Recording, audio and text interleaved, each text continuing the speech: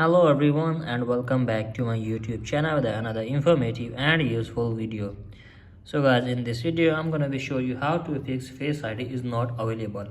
So guys, if you are facing this problem and you don't know that how can you fix this issue.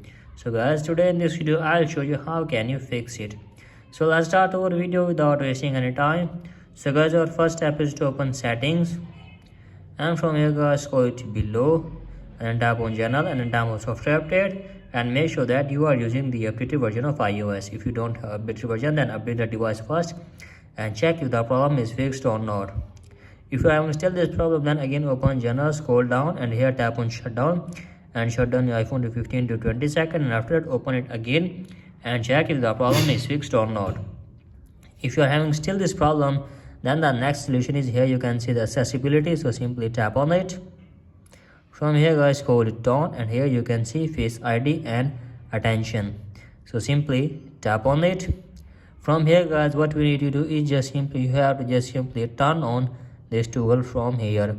If it is turned off, then you have to just simply turn it on, and if it is already turned it on, then you have to just simply turn off for one time and then go back to the home screen and then open it again and turn it on, and after that check if the problem is fixed or not.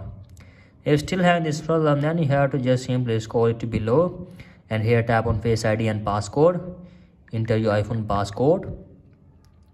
From here guys scroll it down and here you can see this reset Face ID, so you have to just simply reset the Face ID and then again go back to home screen and restart your iPhone for one time, and after that open the iPhone again, and then you have to just simply open your Face ID and passcode again, and after that enter a new Face ID, and after that guys hopefully your problem will be fixed.